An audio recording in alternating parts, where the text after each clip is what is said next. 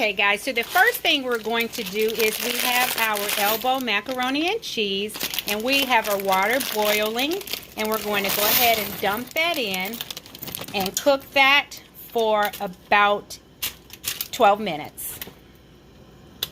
And you want to go ahead, once you dump it in, give it a quick stir, because macaroni will stick together if you don't stir it. Now, you're going to stir it now.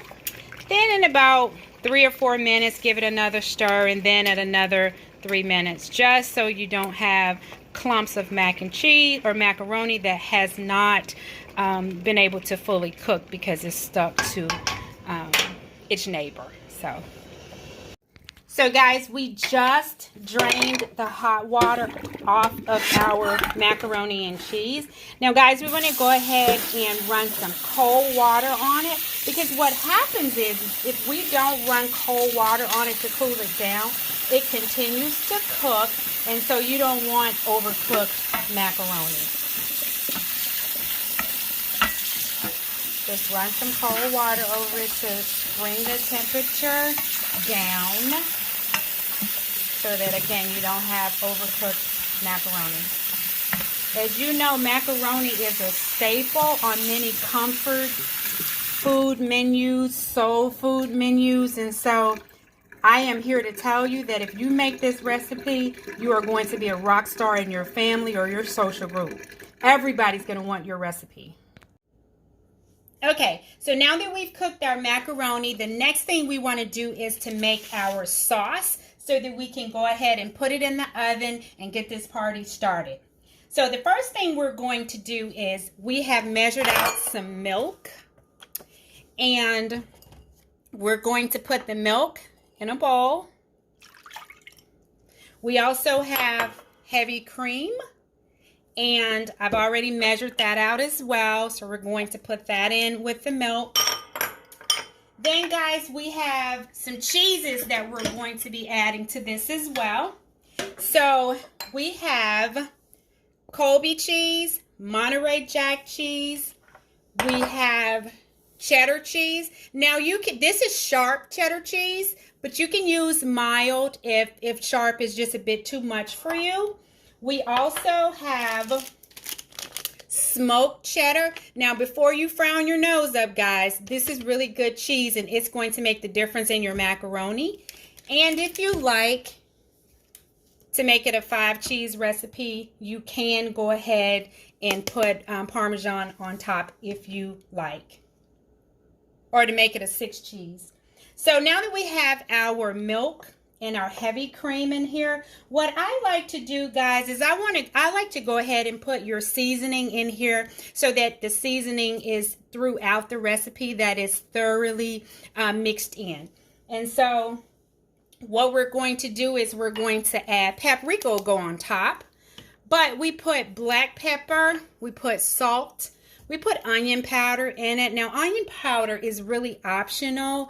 There are some that love onion powder. There are some that it's not a favorite for them, but it does make a difference in the recipe. So I would say give it a try. Maybe do just a little bit of it and kind of build up to it if it's not something that you think everybody will like, or you can put it on side and add it at the end.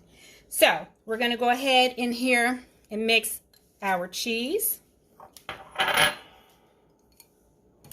We also have Velveeta cheese that we're going to put in here as well. So let's see, maybe that's 7 cheeses. So we have Colby, Monterey, cheddar, Velveeta, Smokehouse, and Parmesan.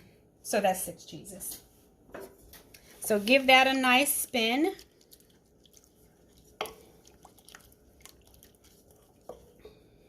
And as you often hear me say in my recipes, a lot of this cheese, most of the cheese will have sodium or salt in it. So be careful when you're adding salt to it, because you know it's very easy to oversalt something, but it requires a lot of work if you have to go back and try to reverse that. So don't go crazy with the salt. Throw some pepper in there.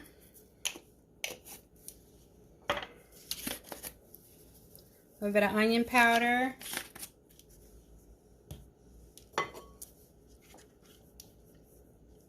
Now we have an egg that we're going to add to it. And guys, I want you to keep in mind that I'm not cooking for a lot of people, and so what I've done is prepared a half recipe. So if you have questions about how much it makes, keep in mind that what I am making is a half recipe, but I will be linking the full recipe in the description. The description on the screen will also be for a full recipe. Now, this does make quite a bit though.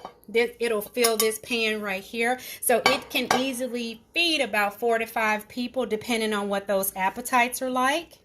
So just keep that in mind. Now we're going to add our Velveeta cheese.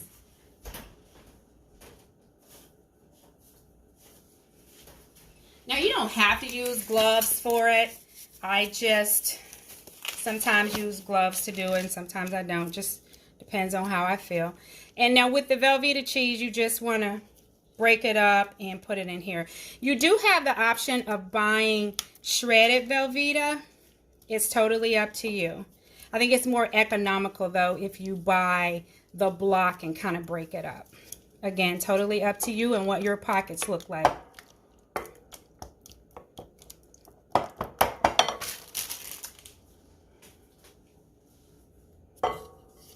So now that we have that mixed up, guys, we are going to bring our macaroni and cheese.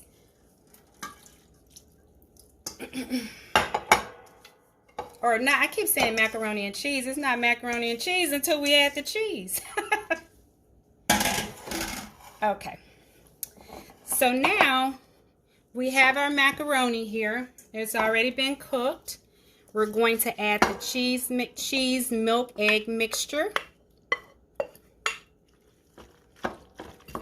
I'll tell you what I'm going to do. I'm going to dump this in here. Make sure that I get it nicely mixed up. And then we'll put it back in the pan. Make sure that when you prepare your pan that you use butter or maybe some Pam or some kind of non-stick spray so that the macaroni is not sticking. And guys, feel free, if you are a family that loves cheese, then you can always add more than what I suggest in the description. Just keep in mind, if you add more cheese, you may end up needing to add a little more milk or cream or seasonings. I'm gonna put a little more pepper in there.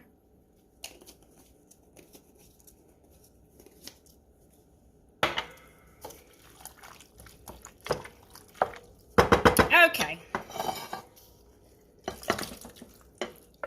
And guys, hopefully you've already heated up your oven to 350 degrees. If not, go ahead and do so. You do want to put this in a hot oven. Okay.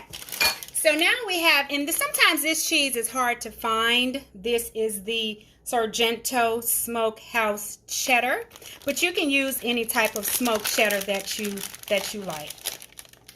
We are just going to top.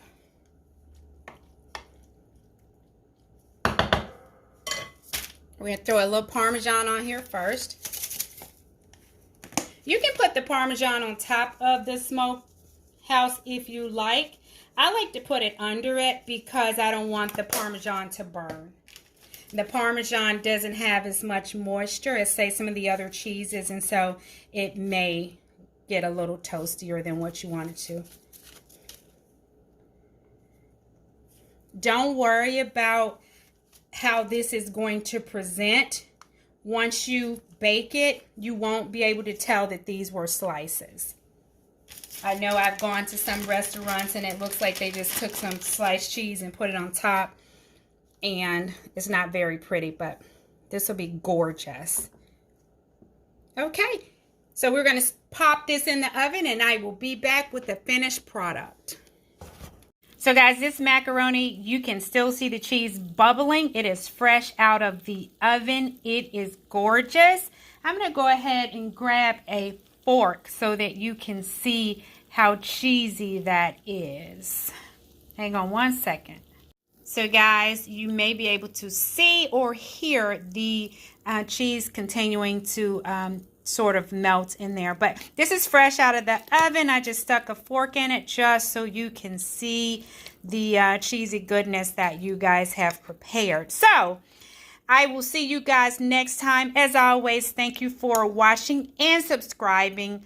And please, please, please, comment down below once you make it, or if you have any questions about it, just let me know, what it is you guys want to see.